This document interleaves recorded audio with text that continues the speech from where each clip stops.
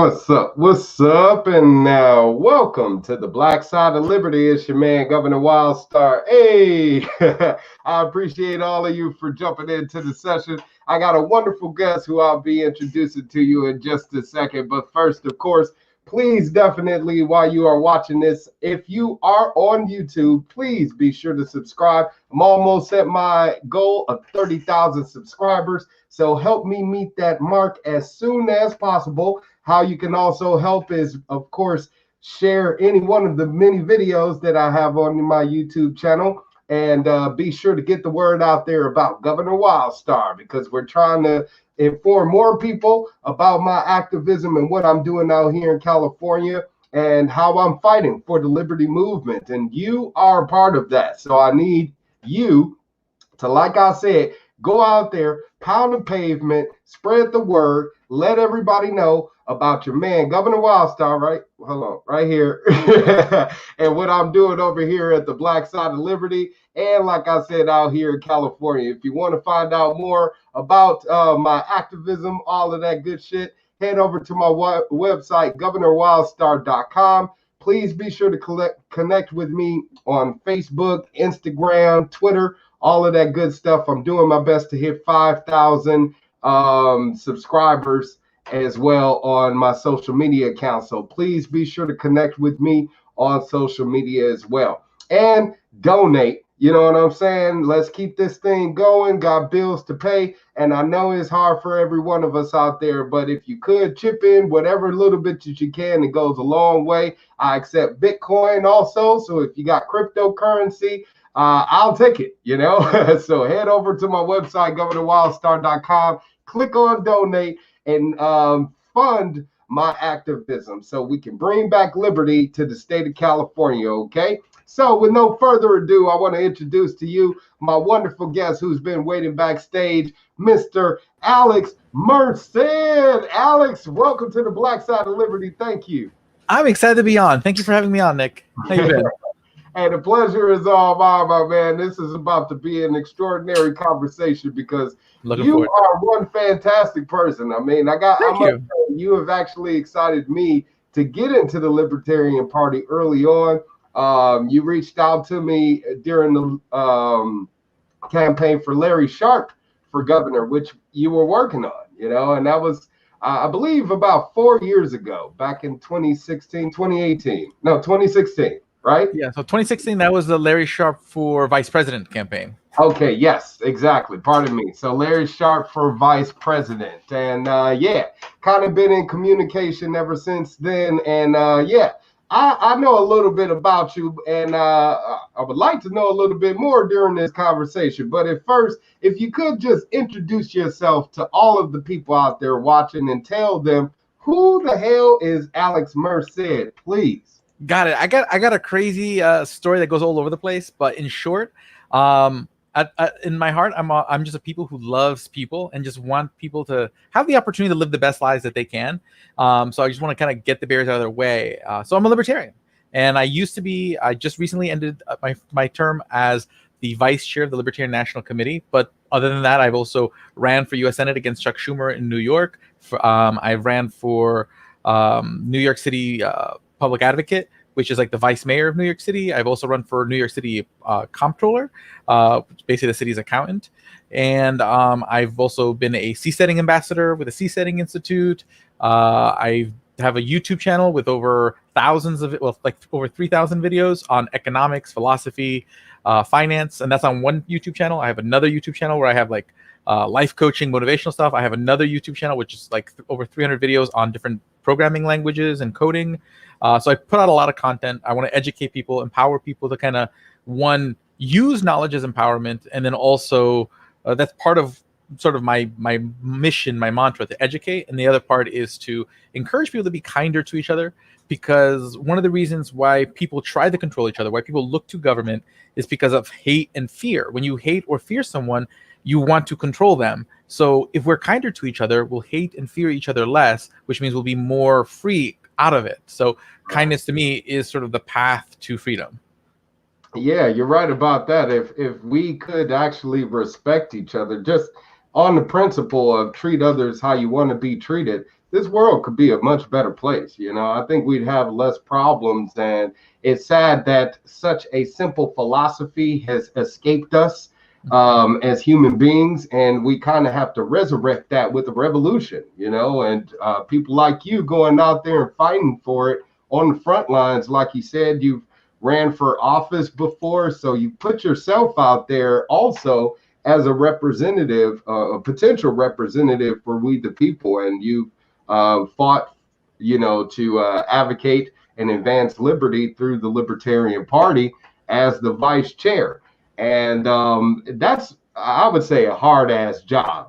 One of the things that I just recently became was chair of the Libertarian Party of Fresno. And I thank God that I got a team, and, it's small scale, so it's just the city or county of Fresno. But you ran the National Libertarian Party, and we just had we had our conference a few months ago, and the Democratic National Party just had their conference. And, it was quite the shit show. A lot of people were entertained by it. And, as libertarians, we were more so finding it humorous than anything, especially some of the things that they were saying. But I just want to show this picture here because I have it of you from the convention. I've seen this picture before. This is like day one of the convention. You a suave brother, you usually dressed up fairly well. But by day 4, it looked like the shit just got to you. You know what I'm saying? So yeah. I think more people feel like day 4 after watching the Democratic National Convention. So if you could tell us out there, because, all right, as libertarians, we try to get more people involved into the party. The Democratic Party just had their national convention. It was it was glitz and glamour, and it had all the hype in the world. People watched it. Everybody knew all about it. Didn't nobody know about the Libertarian Party convention? Nobody knows about the Libertarian Party candidates. It's like you got to go banging around on drums, and it feels like there's elements to the Libertarian Party that's missing to attract the masses, so to speak. So since you've been on that level, I want to ask you, what exactly is it that the Libertarian Party is missing to get that mass appeal? There's a couple different things, or a couple different levels to look at it.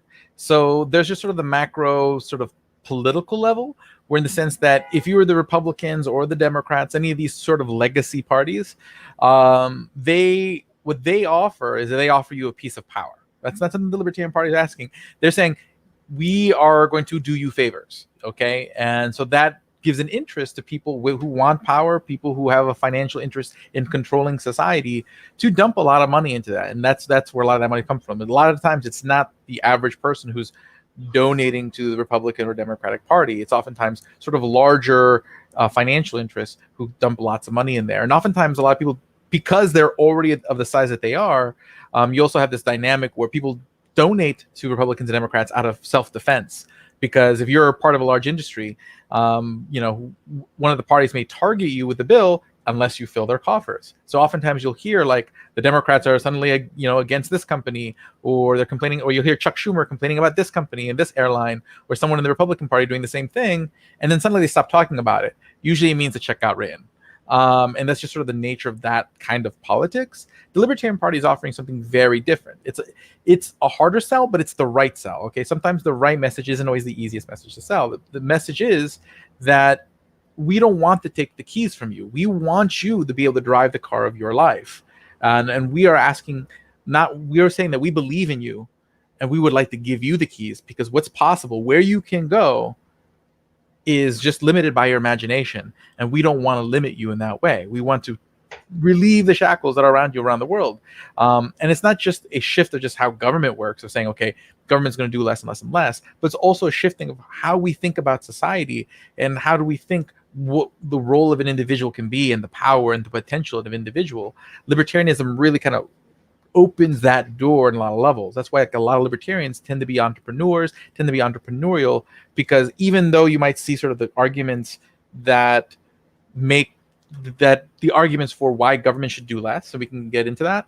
Mhm. But once you see that, you also start seeing what the power of individuals can be, and you as an individual begin wanting to do more, wanting to kind of exercise your power. It's a very empowering ideology, and that's why to me it's such a mission to promote it. Not just because I want to dismantle government, which I do, but it's not, it's a means to the ends. To me, what I want to do is empower individuals. So like at the end of the day, like my end goal is that I want people to realize the power that they have and to choose to exercise it, and choosing instead of choosing to give it up to someone else. And Right. I think that when you frame it that way, I think it's a sellable message. Oftentimes we get lost and we're focused on saying why the way things are currently done now are wrong, and not enough time explaining how it can be done better. Because the thing is that if you ask someone to let go of something that they have without providing them an alternative, it's like saying jump off the ship. There's a life raft on the other side, but I'm not gonna tell you where it is. Right. You have to kind of make it clear that there's something that they're jumping to. So if you start with the solution first, so instead of saying, okay, like for example, let's say we're talking about Social Security, instead of saying immediately what's wrong with Social Security, discussing how good the alternative is and the pros of the alternative. Once you've established that, and there's this nice alternative that someone has to jump to, then they're going to be much more receptive to hearing the criticisms of the current solution that's in place. And that's why I always try to focus on sort of the solution first and then the criticism, because then it's easier to accept the criticism if you know where you can jump to if you accept the criticism. Yeah. I feel like, okay, when it comes to selling the libertarian message, I guess, and getting those people from the right or left on board, they have their check down. It's like for the right, it's, do you believe in God? Do you support gay marriage? Do you support abortion? Do you support the president? You know what I'm saying? They have like this checklist, and the same thing for the left. Do you support free healthcare and free education and all of these social programs? So I guess they're the ones that are creating the more I guess barrier that are preventing them from seeing that, hey, there's a safety net for you. There's something else provided to you, because they are holding on to those prejudices that they feel like government needs to be used as a force to make them come to fruition. So it's sad that a lot of people still see government as being used as a means of control versus a means to an end, like you said. And libertarians do give them that freedom. It's just like you said, a fear there. But another point that you brought up was the whole money thing. And it's sad because you have a lot of people on the right and on the left, especially on the left, that say they want to get rid of money out of politics. The Bernie Bros, the ones that are against Wall Street and corporatism and capitalism, even though it's crony capitalism, don't know the damn difference. But those people, they want money out of politics, but support big money politicians. And then they say, well, libertarians don't stand a damn chance because you don't have the money, you're not getting the buzz, but you're not doing the damn thing to help, right? Yeah, and then that's the problem with that sort of whole money and politics thing, because they're equating that all power comes purely from dollars and cents. So yes, a lot of people who stand to benefit a lot financially will throw a lot of dollars towards things like politics if they think there's something to gain.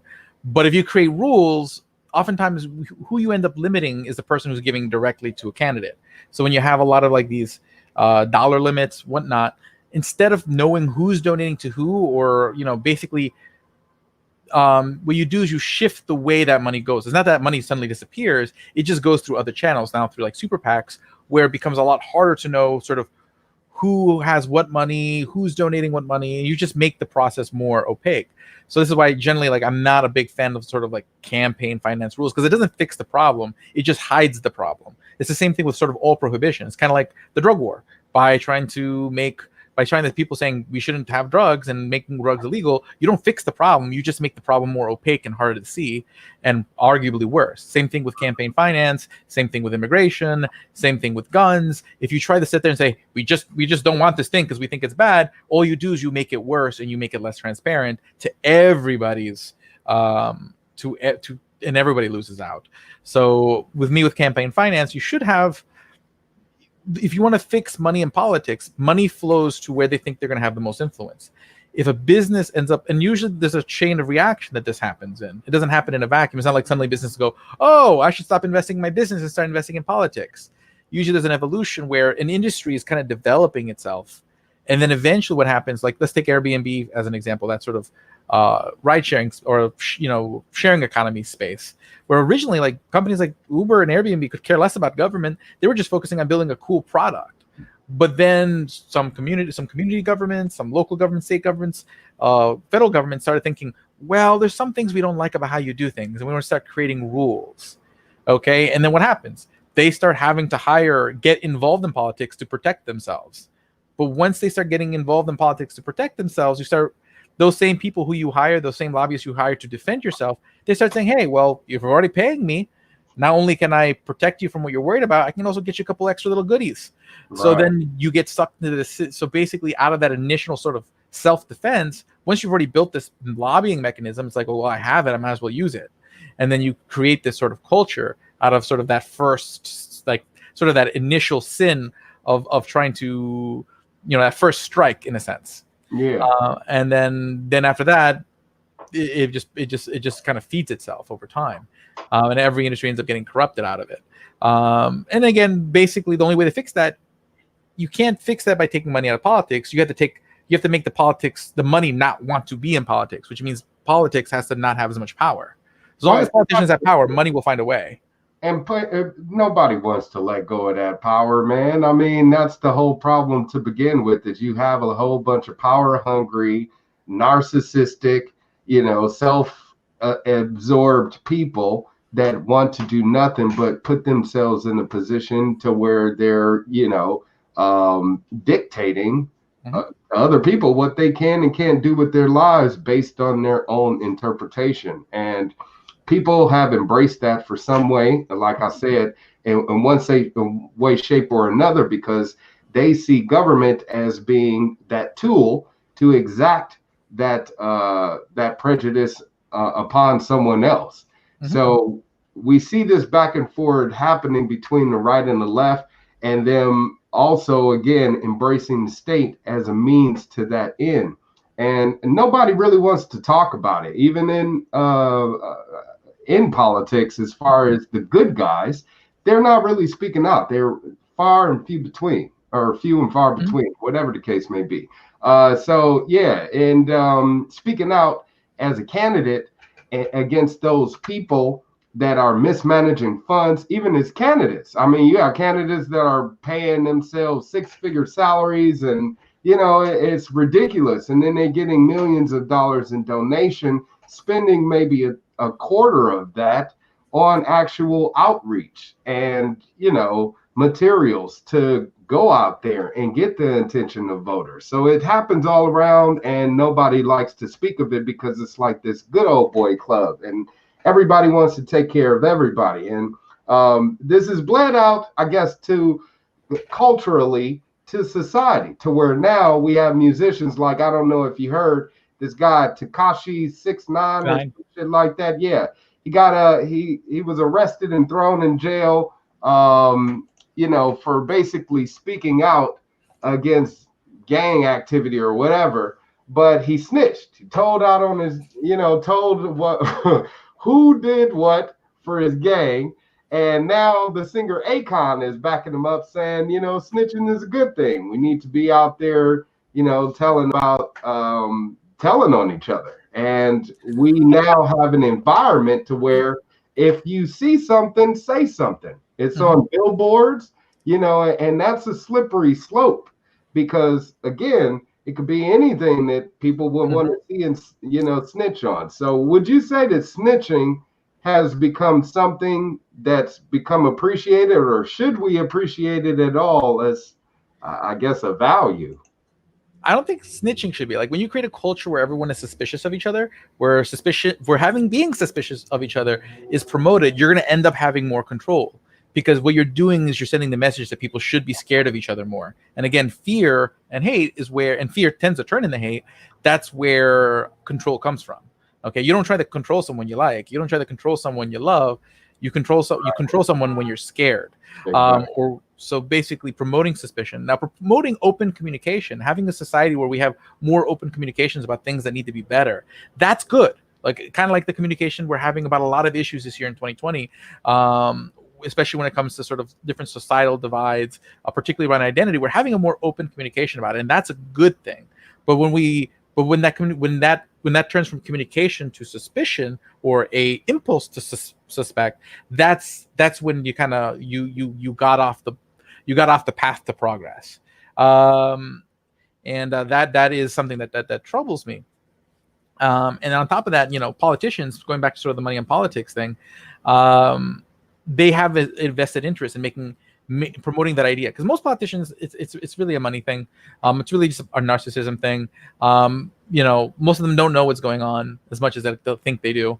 But here's the thing: the more people believe that the way you fix something is by giving them money, then they give them money instead of the issue. Imagine that if you take any of these really divisive issues, okay, and if all the dollars that people went to politicians who end up doing nothing on that issue, if they get elected, and if they get elected, they still don't do anything on that issue because they're running the next election. If the money instead went to a charity or an organization that was focusing on actually doing direct aid in that issue, how much different things would be. Okay, so like I always find the issue of abortion to be the most.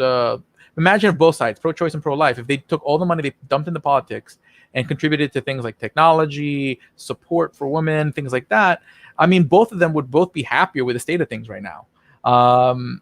It doesn't have to be a choice of one side or the other. We could all just help each other out and get to a place where we're all happier. Right. But politicians have a good point, because I don't know if you heard, but Kanye West is running for president too in some states.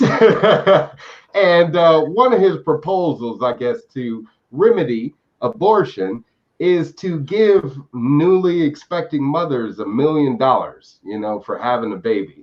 And as great as that sounds, he's a millionaire, a multi-millionaire himself. He broke down on stage talking about how he damn near aborted his own child.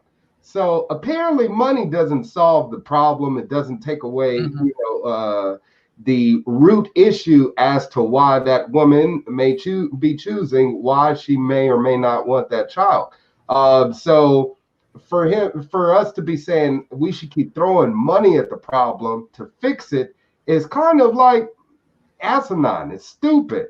But like you said, if you return the power of those people who want to see those changes back into their hands and let them make contributions to those, entities, organizations directly, then I don't feel so bad as a taxpayer knowing that my money is going towards, a woman using abortion as birth control, Yeah, and then and that kind of comes back to one idea that I heard, and I'm trying to remember. Like I think they did this in Arizona, and there's an organization, I'm forgetting the name of it right now, but what it is, they're pushing the idea of like a tax credit for charitable donations. So the idea is that the way, if you let's say, the idea is for you to kind of reallocate those dollars that are going to support from the government. So if you don't want the government to spend the money on charity, you make these donations, and the idea is you get to choose sort of how you want to support society in that way.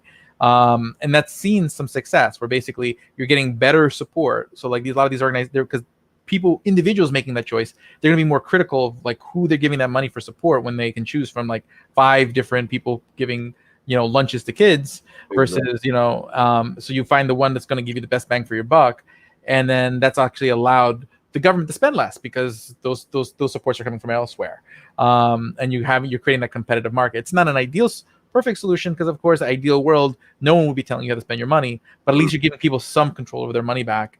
And it's helping sort of change the way people think about how they use their dollars, instead of it just being like, okay, well, government's the default doer of all beneficence. It's like, okay, well, let me think about who else can do this. Right. And I think that's a pretty powerful, practical policy change that is, I think, politically palpable to the average person, but that actually has some very profound cultural shifts down the road. And that's where in politics I think you can actually have sort of the most effect. To me, like, most of what can be done is outside of politics and technology, entrepreneurship, and creating those alternatives. Okay, so basically, politicians are always going to be politicians, but politicians are only as powerful as the people who buy into them. But Right. if you create alternatives that are better than what government can offer, or what even the best promise that government can offer, then people are gonna be like, why? They're gonna be like, why would I want to do that if I have a pretty good thing here?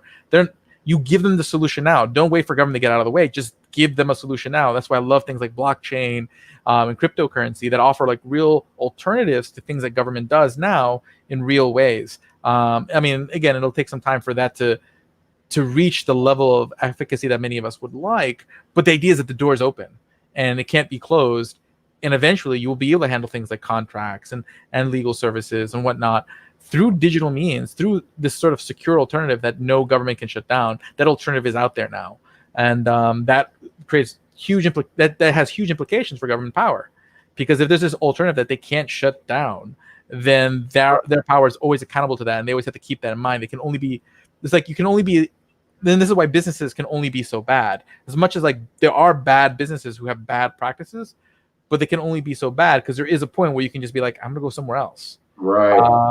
You know, and that monopolize it like our government, you know, if they monopolize the market and we don't have any choice on, you know, different service providers, then of course we're going to feel like our hands are tied. And that's what's happening right now with the majority and them feeling like them having a choice when it comes to representatives or political parties and the representatives that are involved, because not too many of them even hear of libertarian candidates. So it's up to us to start talking about them, you know, and share that information. Stop sharing the bullshit and share information about what's going on with these people that are really out here fighting for truth and justice and equality through the means of, you know, politics. So it's sad that we actually have that happening, and on the right and the left, and they're advancing. And it's mainly because of extremism,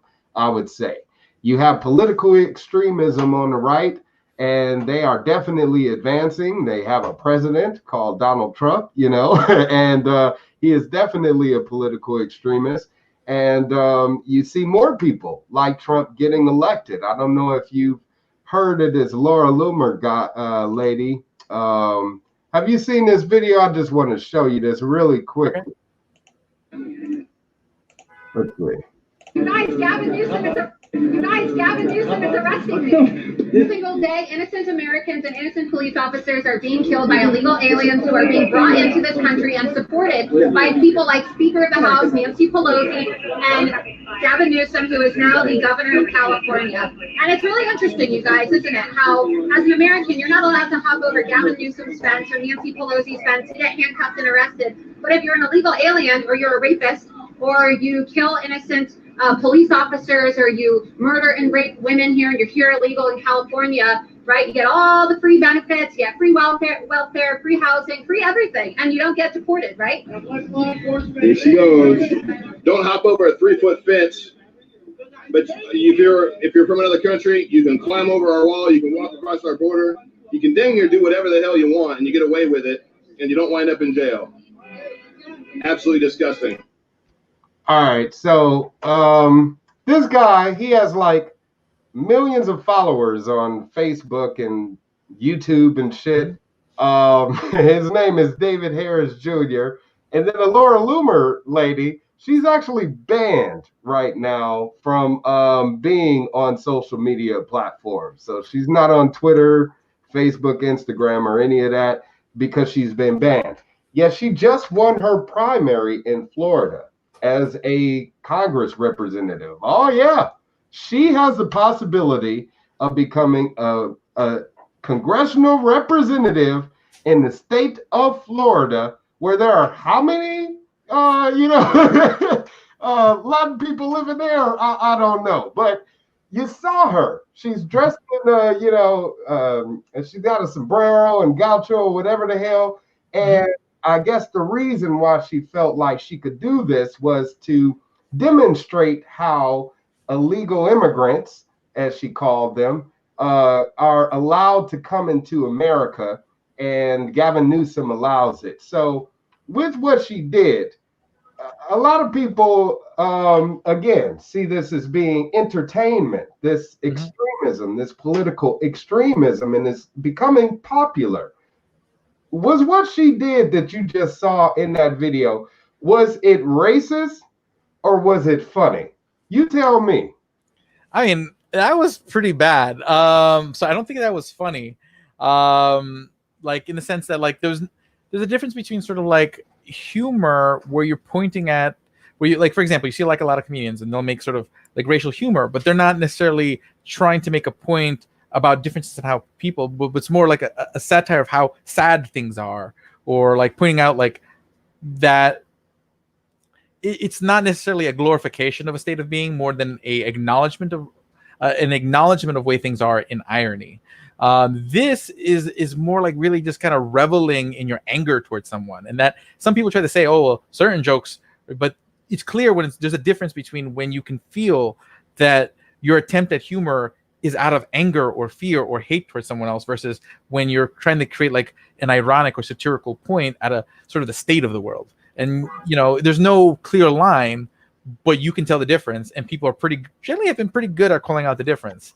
And even though some people are like, well, you're being overly politically correct. Oftentimes it's you've found yourself on the wrong spot on that line. And again, it can be a thin line sometimes if you're right there, but that was not on the line. That was way across the line. Far as just being an outright being like, I want to, and the problem is like, it's conflating a lot of things when you're sitting there saying like illegal immigrants and welfare and all this, because are there people who, you know, commit crimes, murder, rape, whatnot, but there's people who are legal or legal and citizens who do all those crimes. It's not your legal status, it's not your nationality that determines whether you're going to be a rapist or a murderer. It's the fact that you're a rapist or a murderer that determines whether you're a rapist or murderer. And whoever you are, the message should be, we should be trying to stop rapists and murderers, period.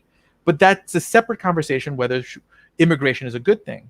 Because again, not you know, again, in the same way, just because some legal American citizens are rapists and murderers, does that mean we should have malice towards all American citizens? No. In the same way, it's the same thing with immigrants. Yes, you can probably find people who are bad people in any group and any stratification that you want, but it doesn't necessarily mean all people in that stratification or group should be malaligned.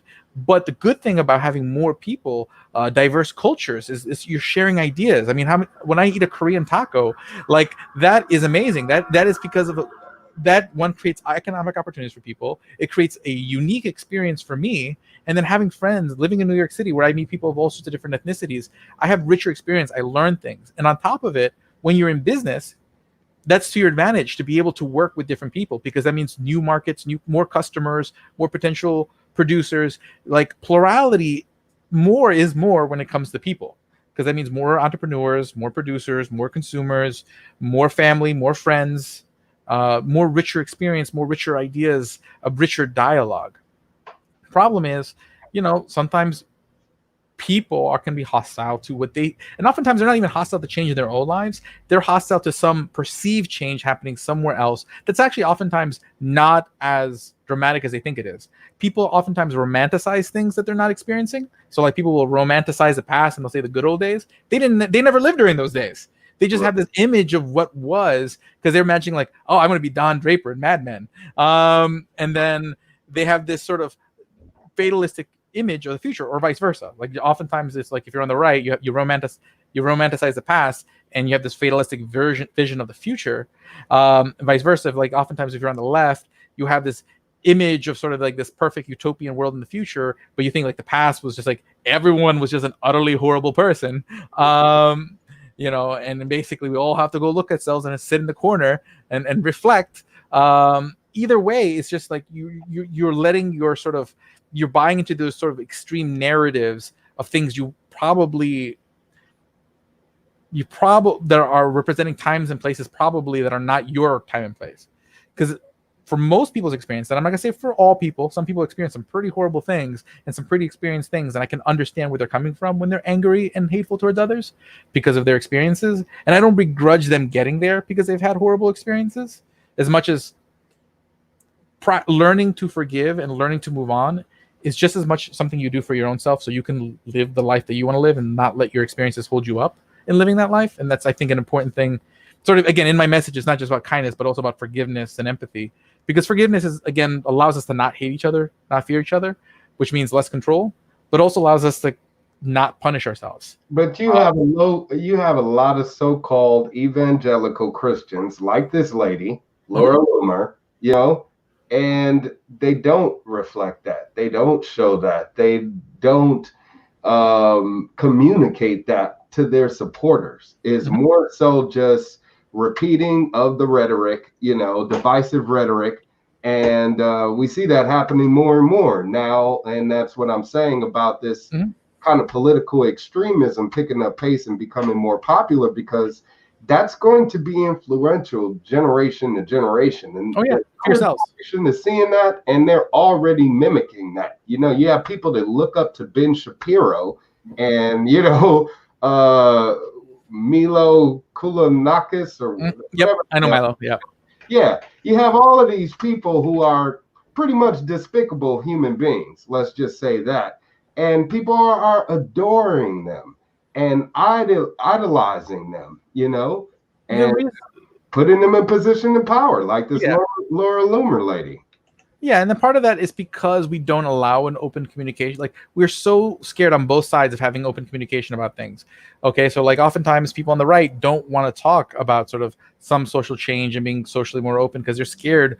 They have this sort of cultural view in their mind. At the same time, people on the left don't want to talk about the tradition and talk about maybe what values there are in tradition and practices from the past. Like, no one wants to have that two-way conversation. So then what happens, everyone holds up what they want to say inside, and everyone gets more angry and more hateful. And when someone just says like the worst version of what they've been, of the impulse that they've been having, they get a cathartic release. But that's because there's this thing that's pent up because we don't talk to each other. And we don't, and the way our culture is kind of shaped up, because fear sells, and we're all scared that if we say the wrong thing to the wrong person, that they're just gonna go out of their way to ruin us, that we don't communicate, and thus we end up gravitating to these people who speak freely because they kind of represent this sort of, you know, willingness to speak that we wish we had. If it's someone who you agree with, and fear, and then also fear just sells in the sense, and that's the problem. Fear is an easy way to sell things. It's the wrong way to sell things. And how you win matters, because how you win models how other people are going to win. When you see somebody win because they're like a great athlete, that tells you what I should do is go practice. I should be healthy. I should work out. But if someone like wins because they took like enhancement stuff, like they took drugs, they took steroids, whatnot, then that tells you the way I need to win is to do that. In the same way that Trump won with very divisive rhetoric and very borderline hateful rhetoric at times, regardless of whatever policies happen, the point is that's how he won. He won based on what he said, and that signaled to every other candidate in both parties that by being divisive as possible is how you win. Exactly. And that's something that libertarians kind of need to incorporate at this point in some damn political extremism and show the dichotomy of the two. And how they've done more harm to people than we think, you know, especially with the divisive language and this whole, you know, this land is your land, this land is my land, but I'm saying who's going to be here or not. You know, the immigration argument has gotten out of control, and libertarians are sort of down because they're seen as being open borders. But who's the drawer? Who drew those borders? Who's dictating who can come here and who can't?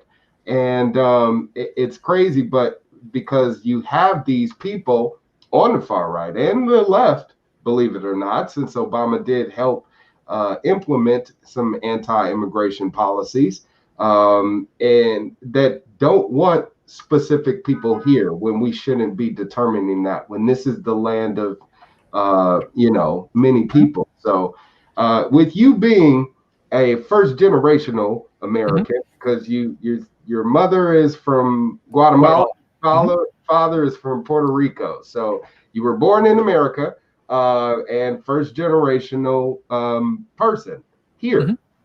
But you would be looked at as being an immigrant, I guess. And instead of the natural migration of human beings all over the planet, we have people dictating who should be here on this land. So I want to ask you, Do you think immigration should be a political issue and be discussed in the political arena at all? It's not that it should. Like, at the end of the day, none of these things should be a political issue. At the end of the day, it should be everyone kind of having control over their life in 90% of these things that we talk about. And they just shouldn't be political issues, because at the end of the day, politics doesn't get anything done. Politicians, if they know that a certain issue animates you, it's in their interest to not get anything done, because then they can use that same issue to animate you for the next election. So none of this should be political issues. And then what happens is that there's an advantage to disenfranchising people, whether it's people who are convicted felons or illegal immigrants or even immigrants who can't vote. They become easy punching bags, because attacking them doesn't matter, because if they can't vote, then they have no influence on you, and you can just sit there and make them the demon to the people who can vote to win your elections. And that's just why I generally believe suffrage should be expanded as much as possible. As much as I want politics to do as little as possible, the more you say this person can't vote, that person can't vote, then what happens? Those people become the political punching bags by virtue of, if you're a politician, strategically attack the people who can't vote, because there's no cost. And then just to kind of circle back to another thing, see if I can remember what the point I was wanting to make on this. But I think the Libertarian Party's opportunity is to sit there and talk about why things are in politics and have a more inclusive message. Everyone is talking extremism. Everyone's focusing on fear. While that sells, at the end of the day, the only way we're going to have a libertarian world and move in a libertarian direction is if we win on a message of hope, on a message of empowerment. Because as long as people are scared, they're going to want to give the keys to the car to somebody. If we want them to take the keys to their life back, they need to feel comfortable. We need to dissipate that fear. And that's why, like, when I ran for vice chair, I tried to run the most positive, loving, welcoming campaign possible, because I wanted to win. If I won, I wanted that to be a signal that the way you win is by running a campaign like that, by running a campaign that embraces everybody, that doesn't go out of its way to judge anybody. And for that, for the 2 years that I was vice chair, for the most part, I enjoyed, everybody from all parts of the party being fairly welcoming to me, and them all working together. Not perfectly all the time, but I do feel like that had an effect. And then when I take a look at the way elections happened this year in the LNC, it was a much more positive sounding campaign. Definitely there was times where I felt vibes from some candidates that resonated a lot from the campaign that I ran in 2018. So to me, again, it comes down to, we need to win in a positive way, so that way we encourage other people to run positive campaigns, because they know you can win that way. That would be great. That would be a great thing, but that's not the reality of the matter. And come on, man, we know it. And that's the reason why the Libertarian Party is looked at as being a bunch of pushovers, a bunch of softies, a bunch of, liberals, is because we just want to be friendly and hug each other. And really, we get spat on, we get kicked, we get screamed at, and we take it. And this whole turn the other cheek thing, I don't think that's the case, though, because I mean, there goes my backdrop. Oh well, there's my apartment. But see, the whole world's falling down in 2020. right? No, like, when I've seen a lot of libertarian campaigns, oftentimes don't focus necessarily on that message. They focus on like a particular issue, or they focus on attacking the other candidate. And if we did sling mud, if we did name call, if we did point out the ills and the faults of the opponent, the person that we're running to, then maybe we may catch a few ears. But because we don't do that, that's why we get ignored a lot. You know what I mean? Because I take a look at people who've won, like Jeff Hewitt or Jim Turney in Florida. These are people who their campaigns were basically built on them being part of their community and being around and willing to do, like, basically by embracing and being a kind person within their community, they were able to kind of win status and actually be able to push things to vote in a libertarian direction in those communities. The way Jeff Hewitt won was by pointing out how his opponents were shitty and how they were dropping the ball and wasting taxpayers' money in that small city. And that was able to gain him enough reputation to where he could then parlay on that. Okay, but that's fine. There's a difference between like pointing out that someone's not doing the job that they're supposed to be doing versus like personal attacks and, demagoguing and trying to like create conspiracy theories around people. Like that is the kind of thing like I want politics to get away from. But right now, people are afraid of strength and bravery and courageousness. That to me is what the Libertarian Party represent. Because you gotta have balls to actually just live free. Mm-hmm. Because a lot of people are so scared. Like you said, they're so caught up in the fear mongering. They've been conditioned to where they believe that I need government to protect me at all times. And whether it's from the gays, whether it's from the illegal immigrants, whether it's from the angry black man, I need government to protect me. Whether it's from Whitey, it's people think that government is a means to protect them from someone that they feel like is a threat to their day-to-day lives. Libertarians will expose that for what it is. It does. When you start, digging through the crates and actually learning about it, you're like, oh, wow, I didn't realize that this actually created that prejudice, and it mainly has to do with bullshit policies. Like you said, we got rid of the bullshit policies that shouldn't even be a political issue, like immigration. Then maybe people would be less prejudiced against people that are immigrants, because I just seen Hamilton yesterday, and they're calling him an immigrant, like it's a name. And I'm like, that is true, because the motherfucker was an immigrant, George Washington, Thomas Jefferson, all of these people were immigrants. All of the people that are here telling immigrants to leave are immigrants, So when we talk about natives of the land, who should have,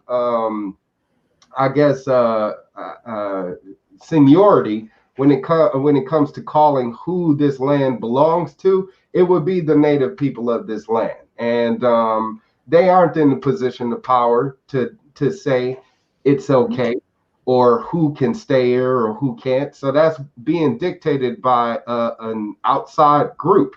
So it's sad that we see this happening in our community, and as well as, like I said, on a government scale.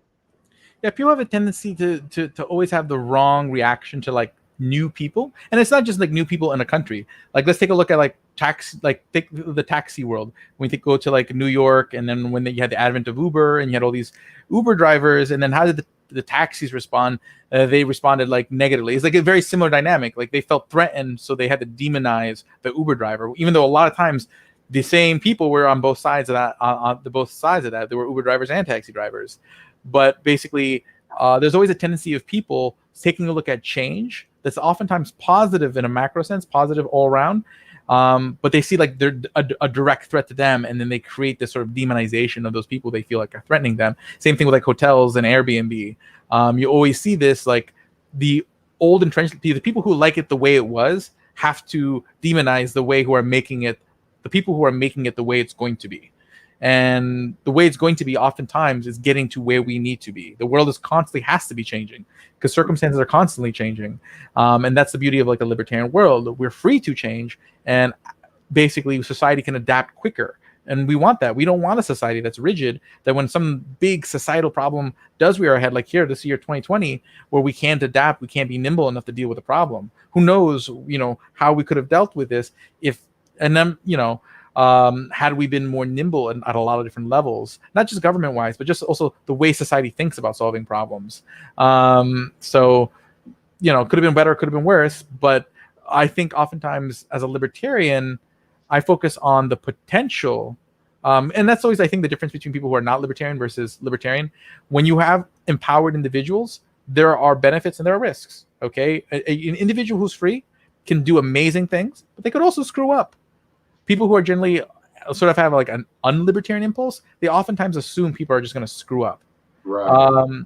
The thing is that it just becomes a self-perpetuating thing, because imagine this: a lot of times the people who do things like really well over time, it's because they made a lot of mistakes, because they were allowed to make a lot of mistakes. They made a lot of small mistakes as a kid and growing up as a teenager. So when it came to bigger decisions, they were more prepared to make those decisions better. But the problem is, if you start taking away these decisions from people, every little decision from people, and you only leave certain big ones, then they didn't have opportunities to make small little mistakes to prepare them to make the bigger decisions. And then when they start messing up those decisions, you go, well, we need to take that one too. And then, you just keep having the situation where you keep pulling opportunities for people to learn from their mistakes. So then they keep making bigger mistakes, and then you keep trying to take more off the table, and you create this situation where eventually you're just making every decision for everybody. Right. And then that's sort of the nature of it. You want people making more decisions. yeah, it's a vicious cycle. Yeah, it seems to be just getting bigger and bigger out of control. So hopefully we do get those reins of control under control sometime soon. And people like you need to get elected, to out there in New York. You're out in New York, right? I'm in New York now. There's a chance we might relocate to the South. We're still looking into that, trying to find the right spot. Okay. In the meantime, the people in New York got an opportunity to help out Mr. Alex Merced. Head over to the website, alexmerced.com. Find out more about him. Connect with him on social media. And Alex, before I let you get out of here, I do have one more question. And I do my best to kind of push the envelope with, I guess, those stereotypical things that we need to kind of just air out and get out in the open. And one of the things that we know about in the community, I guess the Black community or some communities, is that we look out for each other. We got like a same race discount. And I want to ask you, because the Black people will go into a store and be like, hey, can I get the hookup? And we expect something for free or extra or something like that. And I think this does happen in the Latin community also. So I would like to ask you, do the Latin people give each other discounts? Does the Latin person discount exist? Not in my experience. It's possible. Like, I had a really interesting upbringing. Like, I grew up in mostly white neighborhood in Connecticut, and then basically I was like the token Latino kid for most of my life. And then I went to college in Ohio where it was even whiter, and I was a token Latino there. So basically oftentimes like me being Latino wasn't front and center, and this is like where I talk, or like what it meant to be Latino wasn't very clear to me. There was always like, and this is like a recent podcast I did on my podcast, the Alex Merced cast. It was about identity, in the sense that like a lot of people are like always talking about like this identity, that identity, and they forget where identity comes from. Oftentimes the things that we identify, the way we identify ourselves, becomes what other people notice. The only time, like for probably the first 10 years of my life, I didn't realize I was Latino. It wasn't until someone else pointed it out. Right. But then once people kept pointing it out, it became more and more the way I thought of myself, and more, and that's where, and then most of my life, what I thought, I was the chubby funny kid. So, and what happens is that when people identify you as something, like that was sort of what I heard more of. And so basically you end up kind of living up to that identity that people thrust upon you. So I went out of my way to be funny, and then I would joke around about how much food I eat, and sometimes overeat as to entertain others, because that was the identity that was thrusted upon me. It wasn't necessarily like my Latino-ness. That came along later on. So so when people talk about like, why isn't there like, let's say, a white identity, I can't think of a situation where I went to somebody's like, oh dude, you're white. So oftentimes your identity is something else. You're the baseball player, you're the comedian, you're that's not necessarily like, and that's where I think people lose sight of the conversation. It's not always a conversation about necessarily judgment. It's just there's certain ways that we interact with each other in society that have led to certain consciousnesses arising. And I think that's an important thing to understand, because if people are always saying we want to live in this colorless world, or we want to be colorblind, that happens not because we say it. It happens because we have a conversation. We ask ourselves why the world works the way it is and move forward.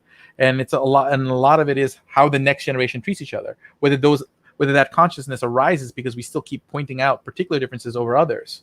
You should treat somebody else differently because of that. You know what I mean? Whether it's better or worse, we should be treating each other equally. Like you said, you kind of didn't have this sense of identity until it was thrust upon you that, oh, you're this, you're that. You kind of had to ingest it and be like, well, am I? And that's how it kind of feels like, especially being Black, is you have a certain idea of what Black is to other people, and their interpretation of it, and oh, you're not black enough, oh, you listen to white people music. You know, I've heard that from other black people. So it's crazy that we as younglings experience this level of prejudiceness that shapes and molds us. And then as adults, we get to this point where we're like, okay, we want to create this environment where the next generation doesn't have to worry about that. But what are we actually doing to create that? You know, especially parents out there. I just had a child, my wife and I, who's been on this planet for 1 year now. And we're thinking about the next 17 years of his life and how it's going to look. And look around what's going on, you know, with the TV on the news. And, you know, you see white supremacists raising their kids. And, you know, I don't think white people realize that they're like the default when it comes to status or identity, because they don't understand that they're the ones projecting this image to other people. But yet at the same time wanting to say, I don't see color and I want to eradicate it. Well, do something about it. You know what I mean? Yeah, and I agree. Like there's this, it's hard to, and then again, and I don't want to, everyone should be able to be part of the conversation, because it's the conversation is about us trying to understand the differences in how each of us think. And I think that's, everyone's scared to express how they think, because everyone's saying, like, you hear people say like, well, you didn't have my experience, so you can't talk about this. But no, everyone should be part of the conversation if we want to move forward. And another aspect of it is that we also have to acknowledge that it's not always perfect on either side. Like there are some definite punishments for being part of sort of the non-privileged group, but privilege comes with a couple of things as well. Like I think a lot of people don't mention when you're sort of like, and I you know, like our experiences, let's say as the firstborn. So as a firstborn, between me and my brother, I was one who was always expected to do better at things, right? And so that means maybe my mom assumed certain things, and that gave me certain privileges. But at the same time, it thrusted certain expectations. So if I did something a little bit less, but if I did something equally good as my brother would get a prize. I would be like, why aren't you doing better? So there's this dynamic which everyone should be on the equal standing. No one should feel like they're on the, because everyone has this sort of stress they get from whatever their relative position is. But honestly, everyone should be evaluated as an individual. Ideally, you shouldn't have excessive, basically you shouldn't feel pressure, and you shouldn't feel like people assume too little of you. And that's where I feel like where I think we'll get more buy-in from everybody if everyone acknowledges that the grass is greener on the other side. Both sides, but there are pros and cons to whatever position you are. And the goal should be to not be to go from here to this for everybody. And talk about the benefits for everyone to do that. Where basically, hey, you can live the life you want. No one's gonna expect less of you, and no one's going to expect too much from you. You can just live the life if you want, if we can get to sort of this sort of culturally neutral space. Yeah, I think that's the kind of roundtable talk that needs to happen. Unfortunately, there's a lot of people that are still too sensitive and raw right now to sit down and, have that talk. So I appreciate you for actually, sitting down with me and actually speaking about some of these issues. Hopefully the people out there watching it, our audience, will appreciate our conversation. But like I said, Alex, I do appreciate you for answering all of my questions, because none of my guests ever know what the hell I'm going to say. And you answered each and one of them spectacularly and fully. And I can't thank you enough for being as brave as you are to be in the hot seat here on the Black Side of Liberty, my man. No problem. Anytime. I had a great time, man. Thank you very much. Hey, the pleasure is all mine. Again, ladies and gentlemen, it's Mr. Alex Merced. Please be sure to check him out over at alexmerced.com. All right. You can connect with him on Facebook, Twitter. Are you on Instagram? Shit. I'm on everything. Yeah. We were just chatting on Instagram. Yeah, exactly. Instagram, for sure. So, I'm on everything. You just type in Alex Merced into any social network, you will find me. Excellent. So please be sure to connect with him. Find out more about libertarianism through him. I have. So if you want to learn more, you are in right hands with this man right here, Alex Merced. I hope you run for office again, because more people could benefit from representatives like you. I personally could. So I'll be supporting you in every way that I can, every step of the way, Alex. Thank you very much. I hope to someday mount a campaign again. Right now, I'm just gonna try to solidify a few things in my own life. But once those things kind of get taken care of, I'll definitely be looking for when the next best opportunity is for me to have impact.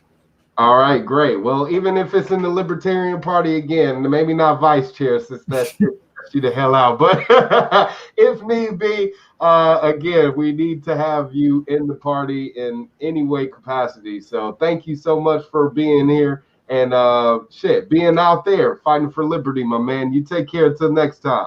You take care. Thank you very much. All right, peace. Ladies and gentlemen, that again was Mr. Alex Merced. He is a former vice chair for the Libertarian Party National Party. You can find out more about him right there on the website, alexmerced.com. Go over there, check out everything that he has been doing for the Libertarian movement. And like I said, please do whatever you can to help support him and what he is doing in advancing liberty wherever he is, out in New York, down south somewhere in Florida, all over, okay? Because we need more people like him, and we need more people like you out there supporting him. So please do. Speaking of support, please definitely vote Libertarian. I don't know if you guys know this, but like I said, this past Tuesday, there were state primaries where you had people like that Laura lady weighing out in Florida. So yeah, August 18th was Alaska and Florida, these two states right here. But we want to make sure that the next state, Oklahoma, oh yeah, that's a big state right there. All of you people out there in Oklahoma, if you are watching or you know anybody in Oklahoma, please be sure to have them go out and vote next week, Tuesday. People don't know. They need to register to vote before, they can vote in some states. In the state of California, they do allow same-day registration. But if you live in a state where you are required to register to vote at least 30 days before that election day, then you are screwed. So please head on over to whatever website that you can to find out if you are registered to vote. Out here in California is registertovote.ca.gov. That should be registertovote.gov. for anybody that's looking to register where they vote where you are. So registertovote.gov and register to vote today if you haven't already. But please go out there, vote Libertarian, Oklahoma, August 25th, coming up next week, Tuesday. Go out there and vote Libertarian Jo Jorgensen so she can have an opportunity to be on the presidential debate stage in the next few weeks. Also, what you are going to do is make sure other candidates that are on the ballot in that state have an opportunity to get ballot access in the future instead of having to petition to collect signatures and go through that whole rigmarole just to be seen and heard. So we want to eliminate any obstacles for our candidates and make it easier for them to be heard. So please, like I said, go on over to registertovote.gov, register to vote Libertarian, please. Register to vote Libertarian. We want more registered Libertarians. Even if you vote for a Republican and a Democrat, which you should not be doing, you can register Libertarian and still be able to support those candidates. But again, we need you to go out there and vote Libertarian. The Republicans and Democrats all have all their support that they need. Let's turn a new leaf here. Let's revolutionize our country. And the way that we can do that is through a political revolution. So go out there and vote Libertarian, okay? Oklahoma, next week, Tuesday, the 25th is your time, all right? And also, if you want to turn the tides here in California, please head on over to crowdpack.com/C/Wildstar4 and make a contribution to my campaign to become the next governor of California today. I want to see that ticker moving. I got to hit $10,000 before I commit to running for office. It costs a pretty penny, like my man Alex Merced said. But we want to make sure that I have all of the financial capital that I need to make sure I'm running a successful campaign out here in California for governor. So I need to hit $10,000. That's my goal. If you want to contribute, head over to crowdpack.com/C/Wildstar4Gov. Make a contribution today. Every little bit helps. And let's bring back liberty to the state of California. And speaking of which, we want to make sure also that we are getting the governor out of office right now. If you live in California, you have the opportunity to recall Governor Gavin Newsom. So please head over to recallgavin2020.com, print out the petition, sign that petition, circulate that petition in your neighborhood, friends and family, have them sign it, and submit that as soon as possible. Recallgavin2020.com. Let's get Gavin Newsom out of office now. And if you want to help with the recall effort as far as getting involved in an organization, then join WeHaveRights.com. I'm a part of it, so head over to WeHaveRights.com. Join an organization that has mobilized over 10,000 Californians, 100,000, I believe, thousands, tens of thousands of Californians in the state to reopen. We want to mobilize more people to reopen the state of California right now, right today. We are hurting families. We are hurting children. We are hurting businesses.